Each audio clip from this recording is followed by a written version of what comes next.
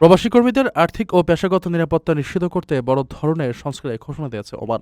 নতুন এই সুরক্ষা নীতির আওতায় আগামী ২০২৭ সাল থেকে দেশটিতে কর্মরত প্রবাসীদের জন্য বাধ্যতামূলক সঞ্চয় প্রকল্প চালু হতে যাচ্ছে। মঙ্গলবার রাজধানী মাসকাটে আয়োজিত এক সংবাদ সম্মেলনে ওমানের সামাজিক সুরক্ষা তহবিল বা এসপিএফ এ তথ্য জানিয়েছে।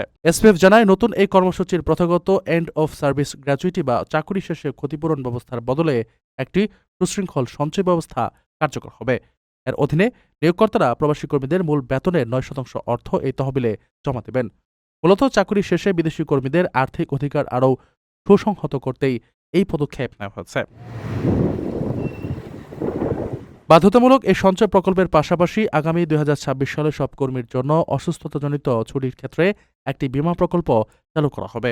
এছাড়া ২০২৮ সালে বিদেশি কর্মীদের জন্য কর্মক্ষেত্রে দুর্ঘটনাজনিত বীমাও বাধ্যতামূলক করা হবে। এই দুটি প্রকল্পেই কর্মীদের বেতনের ১% অর্থ জমা করা হবে, যার সম্পূর্ণ ব্যয়ভার বহন করবে নিয়োগকর্তারা।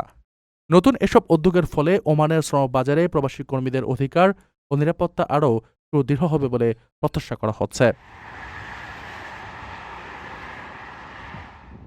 রমজানের প্রতিটি মুহূর্ত অমূল্য। লাইনে দাঁড়িয়ে ইবাদতের সময় নষ্ট করবেন কেন? ঘরে বসেই মুহূর্তে টাকা পাঠান প্রিয়জনের কাছে গালফ এক্সচেঞ্জ মোবাইল অ্যাপে। দ্রুত ও নিরাপদে টাকা পাঠান বিকাশ ও ব্যাংক অ্যাকাউন্টে। এই রমজানের সময় দিন ইবাদতে, টাকা পাঠান গালফ এক্সচেঞ্জ মোবাইল অ্যাপে। গালফ এক্সচেঞ্জ, বাংলাদেশিদের প্রিয় এক্সচেঞ্জ।